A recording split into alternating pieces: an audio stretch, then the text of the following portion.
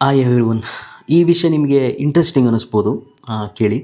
ವಾಜಪೇಯಿ ಅವರು ಒಂದು ಮಾತು ಹೇಳ್ತಾ ಇದ್ರು, ಏನಂತಂದರೆ ಈ 3 ವಿಷಯಗಳನ್ನು ಅಬ್ಸಲ್ಯೂಟ್ಲಿ ಫ್ರೀಯಾಗಿ ಕೊಡಬೇಕು ಅಂತಂದರು. ಯಾವ 3 ವಿಷಯ ಅಂತಂದರೆ, ಒಂದು ಹೆಲ್ತ್ ಸಿಸ್ಟಮ್, ಒಂದು ಎಜುಕೇಷನ್ ಸಿಸ್ಟಮ್, ಇನ್ನೊಂದು ಜುಡಿಷಿಯಲ್ ಸಿಸ್ಟಮ್. ಈ 3ನ್ನ ಬಿಟ್ಟು ಬೇರೆ ಯಾವುದನ್ನು ನಾವು ಫ್ರೀಯಾಗಿ ಕೊಡೋದು ಬೇಕಾಗೇ ಇಲ್ಲ ಅಂತ ಹೇಳ್ತಾಯಿದ್ರು. ಜಸ್ಟ್ ಥಿಂಕ್ ಮಾಡಿ, ಒಬ್ಬ ವ್ಯಕ್ತಿ 2 ಕೈ ಇಲ್ಲ, 2 ಕಾಲಿಲ್ಲ ಅಂತಂದ್ರೂ ಭಿಕ್ಷೆ ಬೇಡಿ ಆದ್ರೂ ದಿನಕ್ಕೆ 100-200 ರೂಪಾಯಿ ಗಳಿಸ್ತಾನೆ. ಅದರಿಂದ ಅವನಿಗೆ 10-20 ರೂಪಾಯಿ ಕೊಟ್ಟು ಅಕ್ಕಿ ತಗೊಳ್ಳೋದು ಕಷ್ಟ ಆಗಲ್ಲ, ಬೇರೆ ಏನು ತಗೊಳ್ಳೋದು ಕಷ್ಟ ಆಗಲ್ಲ. ಅದೇ ನೀವು ಈ 3 ವಿಷಯಗಳನ್ನ ಹೇಳಿದ್ನಲ್ಲ, ಒಂದು ಎಜುಕೇಷನ್ ಸಿಸ್ಟಮ್, ಮೆಡಿಕಲ್ ಸಿಸ್ಟಮ್, ಆಮೇಲೆ ಜುಡಿಷಿಯಲ್ ಸಿಸ್ಟಮ್, ಈ ಮೂರನ್ನ ಡೆಫಿನೆಟ್ಲಿ ಅಬ್ಸಲ್ಯೂಟ್ಲಿ ಫ್ರೀಯಾಗಿ ಕೊಡಬೇಕು ಅಂತ ಹೇಳ್ತಾರೆ. ಅಂದರೆ ಜನರ ಜೇಬಿಂದ 1 ರೂಪಾಯಿ ಖರ್ಚಾಗಬಾರ್ದು ಅಂತ. ಎಜುಕೇಷನ್ ಸಿಸ್ಟಮಲ್ಲಿ ಒಬ್ಬ ಓದ್ತಾ ಇದ್ದಾನೆ ಅಂತಂದರೆ ಅವನ ಜೇಬಿಂದ ಅವನ ಹತ್ರ 1 ರೂಪಾಯಿ ಕೂಡ ಇಸ್ಕೋಬಾರ್ದು. ಅವ್ರ ಪೋಷಕರ ಹತ್ರ 1 ರೂಪಾಯಿ ಇಸ್ಕೋಬಾರ್ದು, 1 ರೂಪಾಯಿ ಕೂಡ ಖರ್ಚಾಗಬಾರ್ದು ಅಂತ ಹೇಳ್ತಾರೆ.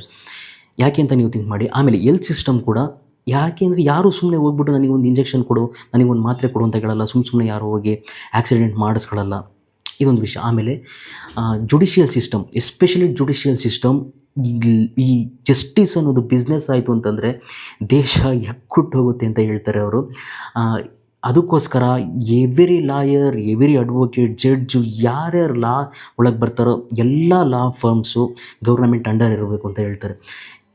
ಎಲ್ಲರಿಗೂ ಗೌರ್ನಮೆಂಟ್ ಸ್ಯಾಲ್ರಿ ಅಷ್ಟೇ ಸಿಗಬೇಕು, ಅವಾಗಷ್ಟೇ ಜಸ್ಟಿಸ್ ಎಲ್ಲರಿಗೂ ಕೊಡೋಕ್ಕಾಗುತ್ತೆ. ಇಲ್ಲ ಅಂತಂದರೆ ಈ ಬಿಸ್ನೆಸ್ ಹಿಂಗೆ ಕಂಟಿನ್ಯೂ ಆಗುತ್ತೆ, ಯಾವ ಕೇಸ್ ಕೂಡ ಸಾಲ್ವ್ ಆಗೋಲ್ಲ. ಆಮೇಲೆ ಹೆಲ್ತ್ ಸಿಸ್ಟಮ್ ಅಂತ ಬಂದಾಗ ಯಾರೂ ಕೂಡ ಆರೋಗ್ಯವಾಗಿರೋಕ್ಕಾಗಲ್ಲ. ಎಜುಕೇಷನ್ ಸಿಸ್ಟಮ್ ಅಂತ ಬಂದಾಗ ಯಾರಿಗೂ ಸಹ ಸರಿಯಾದ ವಿದ್ಯೆ ಸಿಗಲ್ಲ. ಈ 3 ವಿಷಯಗಳು ಬಿಸ್ನೆಸ್ ಆದರೆ ದೇಶ ಹಾಳಾಗೋಗುತ್ತೆ ಅಂತ.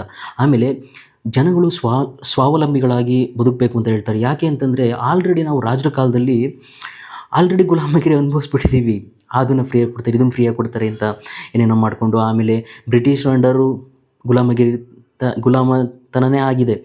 ಆಮೇಲೆ ಈಗ ಸ್ವಾತಂತ್ರ್ಯ ಸಿಕ್ಕ ನಂತರನೂ ನನಗೆ ಮತ್ತೆ ಗುಲಾಮಗಿರಿ ಅಂತಂದರೆ ಸ್ವಾಭಿಮಾನ ಕಳ್ಕೊಂಡು ಅದನ್ನು ಫ್ರೀಯಾಗಿ ಕೊಡಿ, ಇದನ್ನು ಫ್ರೀಯಾಗಿ ಕೊಡಿ ಅಂತ ಕೇಳಿದೆ.